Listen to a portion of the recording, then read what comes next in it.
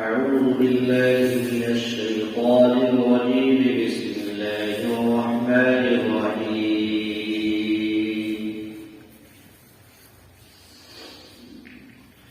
وكذلك جعلناكم أمة وسطا لتكونوا شهداء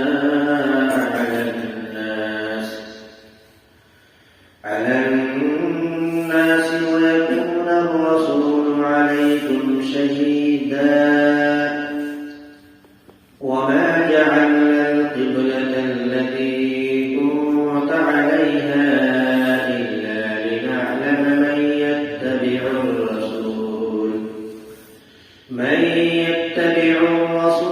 ممن ينقلب على عقبيه وإن كانت لكبيرة إلا على الذين هدى الله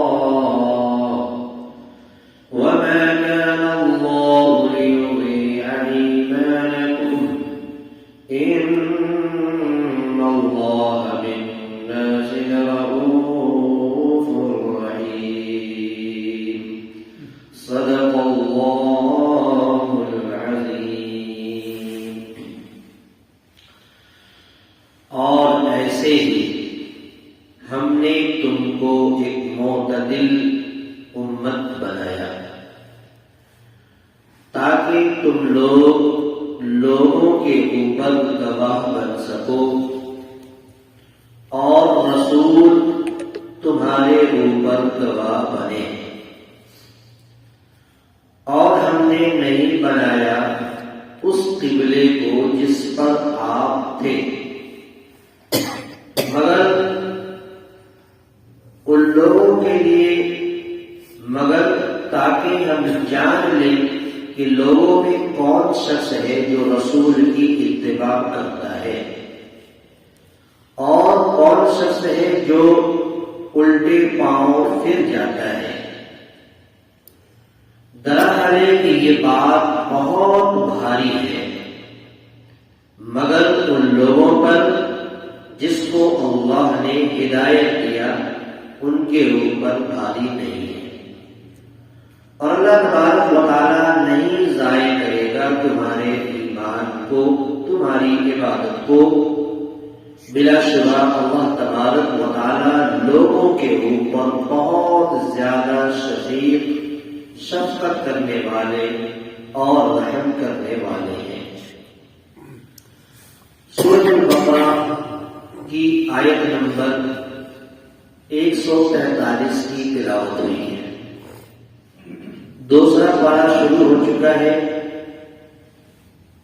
دوسرے پارے کی پہلی آیت میں گزشتہ ہفتے میں یہ بات آئی تھی کہ لوگوں میں سے بعض وہ بے وقوف لوگ ہیں جو عنقریب کہیں گے کہ تمہیں کس چیز نے اس قبلے سے پھیر دیا جس پر تم پہلے قائم تھے.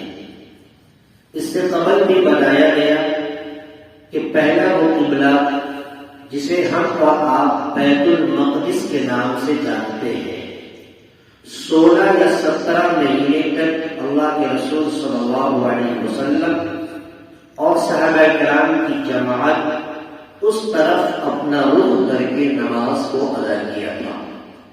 لیکن پھر جب تحویل قبلہ کا حکم نازل ہوا تو پھر تمام لوگ بیت اللہ کو اپنا کعبہ اور اپنا قبلہ بنائے اور اس کی طرف رخ کر کے نماز پڑھا. تو ایسے ہی لوگوں کی کاٹ کرنے کے لیے اللہ تبارک و تعالیٰ نے اپنے حبیب کو مخاطب کر کے کہا کہ آپ کہہ دیجیے کہ مشرق اور مغرب تو اللہ ہی کا ہے، جس طرف بھی رخ کرے یقیناً اس کی طرف نماز ہو جائے گی اور اللہ تبارک و تعالیٰ اسے قبول کرے گا. اب یہاں سے ایک بات ہے کہ اللہ تبارک و تعالیٰ نے تم کو ایک معتدل امت بنایا ہے. اس کے اندر وسط کا لفظ ذکر ہوا ہے. حضرت ابو سعید خدری رضی اللہ تعالیٰ عنہ کی ایک روایت موجود ہے اور حضرت ابن عباس رضی اللہ تعالیٰ عنہ کی تفسیر موجود ہے کہ وسط کے معنی آتا ہے معتدل، بہترین، درمیانی.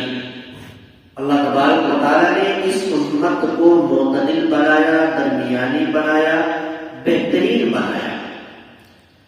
اور بہترین اس معنی کر بنایا کہ اس آیت کریمہ میں یہ بھی پیغام دیا گیا کہ جب قیامت کا میدان ہوگا اس وقت جتنے لوگ اللہ نے جتنے انبیاء کو سروئے زمین پر اپنے احکام، اپنے فرمودات کو پہنچانے کے لیے بھیجا، تو جب اللہ تبارک و تعالیٰ پوچھیں گے تو جتنے بھی انبیاء علیہ السلام اللہ کے فرمودات کو کما حقہ پہنچا دیا، ان کے ماننے والے، ان کے تابعدار اور ان کی جو قوم ہے وہ لوگ اپنے انبیاء کو جھٹلائیں گے اور اپنے انبیاء کی باتوں کا انکار کریں گے کہ ہمارے لیے تو کوئی رہبر نہیں آیا.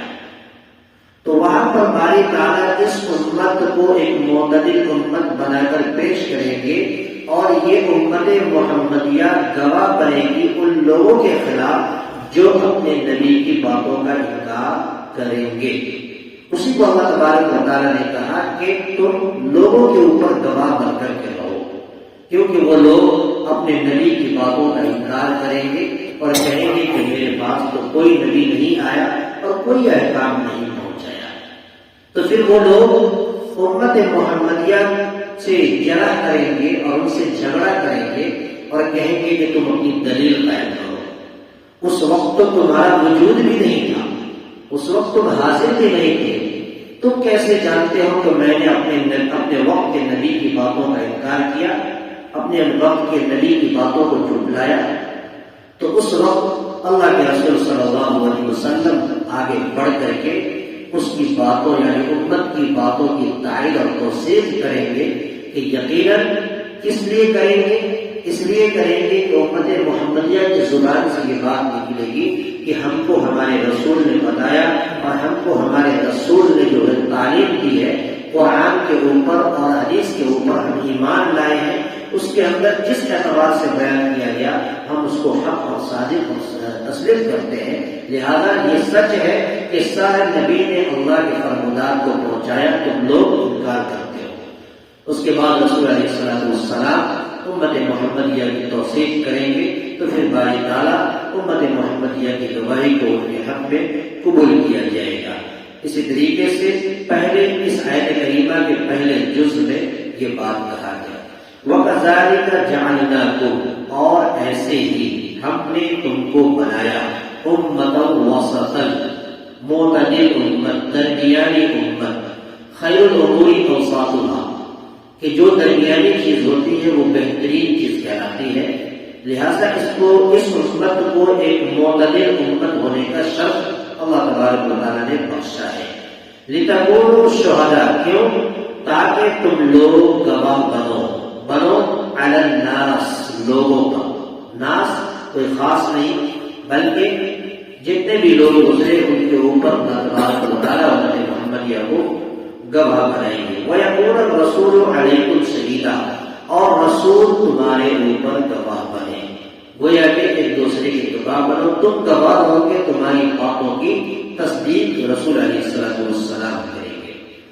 اگلے جملے کے اندر قبلے کا تحویل قبلے کے بارے میں کہ اللہ تبارک و تعالیٰ نے کہا کہ ہم نے اس قبلے کو نہیں بنایا جس پر آپ تھے، جس کے اوپر آپ تھے، اس لیے بنایا تھا مگر اس وجہ سے کہ لوگوں میں سے بعض لوگوں کو آزما سکے کہ وہ اپنے رسول کی قوم پر اتباع کرتا ہے اور کون الٹے پاؤں پھر جاتا ہے یعنی انکار کر دیتا ہے. ظاہر سی بات ہے کہ وہ قبلہ جس کے طرف 17 مہینہ نماز رک کر کے نماز پڑھا یعنی بیت المقدس اور بیت اللہ، اس کے اندر بھی بہت سے اختلافات ہیں. بعض لوگوں کا کہنا ہے کہ بیت المقدس شروع سے ہی جو ہے قبلہ رہا ہے، بعد میں جب تحویل قبلہ کا حکم نازل ہوا تو بیت اللہ قبلہ بنا. لیکن بعض روایتوں سے معلوم یہ ہوتا ہے کہ بیت اللہ ہی شروع سے قبلہ رہا ہے، لہذا وہ قبلہ ہے. کچھ دنوں کے لیے بیت المقدس قبلہ بنا تھا.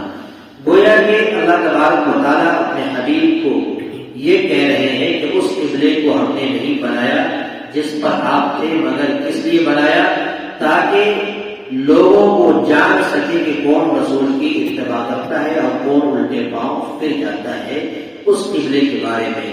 وَمَا جَعَلْنَا الْقِبْلَةَ الَّتِي كُنْتَ عَلَيْهَا، اور ہم نے نہیں بنایا اس قبلے کو جس پر کہ آپ تھے، اس قبلے کو جس پر کہ آپ تھے، یعنی کہ پہلے بیت المقدس والا جو قبلہ جس پر آپ قائم تھے، جس کی طرف رخ کر کے نماز پڑھ رہے تھے، إِلَّا لِنَعْلَمَ، مگر یہ کہ ہم جان لیں، مَن يَتَّبِعُ الرَّسُولَ، کہ کون شخص ہے جو رسول کی اتباع کرتا ہے اور کون شخص ہے جو الٹے پاؤں پھر جاتا ہے۔ یعنی باری تعالیٰ یہ دیکھنا چاہتے تھے کہ تحویل قبلہ جب ہو جاتا ہے، قبلہ کو جب بدل دیا جاتا ہے، تو کون لوگ جو ہے رسول کی اتباع میں اس طرف رک کر کے نماز پڑھنا شروع کر دیتے ہیں جس طرف رسول پڑھ رہے ہیں، اور کون لوگ یہ کہتے ہیں کہ نہیں، میرا قبلہ تو پہلا قبلہ بیت المقدس تھا، لہذا ہم اس کی طرف سے نہیں ہٹ سکتے، لہذا وہ الٹے پاؤں پھر جاتا ہے۔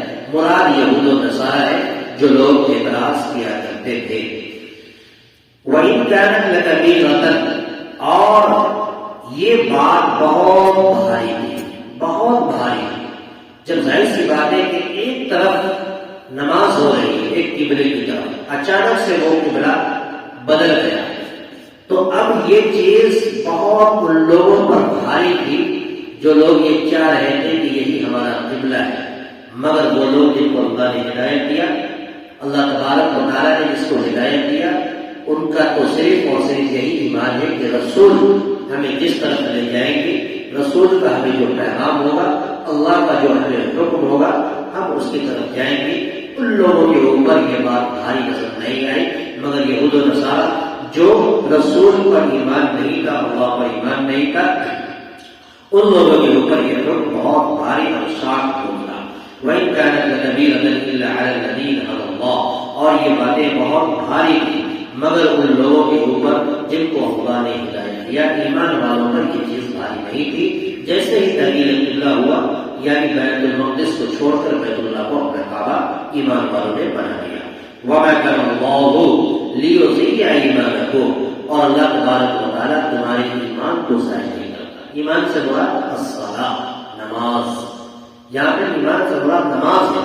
کہ 17 مہینہ تک جو ہم نے صحابہ کرام کے دلوں میں یہ خدشہ ہوا اور یہ ہوا کہ ہم نے جو 17 مہینہ تک بیت المقدس کی طرف رک کر کے نماز پڑھا، کہیں ایسا تو نہیں کہ اللہ تعالیٰ نے اسے ضائع کر دیا، پروردگار عالم نے ایسا تو نہیں کہ ہماری نماز، ہماری عبادتیں، ہمارے روزہ اور ہمارے ذکر و اذکار کو ضائع تو نہیں کر دیا۔ یہ خوف اور ڈر دل کے اندر پیدا ہوا صحابہ کرام میں، اسی کو دور کرنے کے لیے اللہ تعالیٰ کہہ رہے وَمَا كَانَ اللَّهُ لِيُضِيعَ إِيمَانَكُمْ، اللہ تبارک و تعالیٰ تمہارے ایمان کو، تمہاری عبادتوں کو، تمہاری جد و جہد کو جو ہے ضائع نہیں کرتا۔ گویا کہ تم نے جس طرف بھی نماز پڑھا، پروردگار عالم اس نماز کا ثواب اتنا ہی دیں گے جتنا تم پہلے قبلے کی طرف رک کر کے نماز پڑھتا۔ ان اللہ بالناس لرؤوف رحیم، بلا شبہ اللہ تبارک و تعالیٰ لوگوں کے اوپر نہایت ہی بہت زیادہ شدید اور بہت زیادہ رحم کرنے والے ہیں۔